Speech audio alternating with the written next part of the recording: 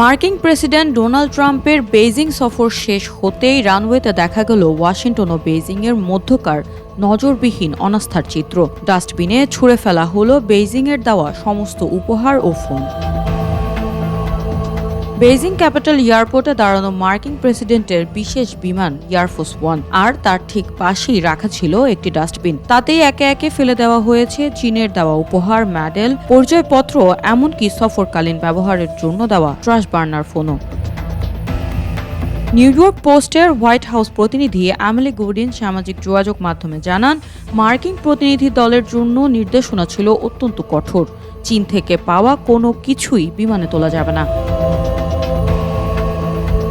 Washington ছাড়ার আগেই মার্কিন কর্মকর্তা ও সাংবাদিকদের ব্যক্তিগত সব ডিভাইস বাড়িতে রেখে আসার নির্দেশ দেওয়া হয়েছিল। চীন সরকারের নজরদারি ও ডেটা চুরির আশঙ্কায় তারা সেখানে কেবলমাত্র ক্লিন বার্নার ফোন ব্যবহার করেন, যা সফর শেষে রানওয়েতেই ধ্বংস করা হয়।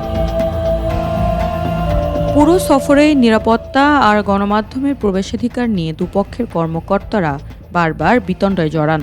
বেইজিংয়ের ঐতিহাসিক টেম্পল অফ হেভেন পরিদর্শনের সময় মার্কিন সিক্রেট সার্ভিস এজেন্টের আগ্নেয়াস্ত্র নিয়ে চীনা কর্মকর্তাদের সাথে উত্তেজিত বাক্য বিনিময়ে পুরো আয়োজন প্রায় 90 মিনিট ঝুলে থাকে। বাণিজ্যিক ঘাটতি, প্রযুক্তি খাতের প্রতিযোগিতা এবং তাইওয়ান ইস্যু নিয়ে দুই দেশের গভীর মতবিরোধ বিন্দুমাত্র কমেনি। রানওয়েতে চীনা পণ্য ছুঁড়ে ফেলার এই ঘটনা প্রমাণ করে দিল, আমেরিকা ও চীনের মধ্যকার শীতল যুদ্ধ এখন চরম সাইবার ও মনস্তাত্ত্বিক যুদ্ধাবস্থায় রূপ নিয়েছে। হোয়াইট হাউস অবশ্য এখনো পর্যন্ত এই নাটকীয় পদক্ষেপের বিষয়ে দাপ্তরিকভাবে কোনো মন্তব্য করেননি।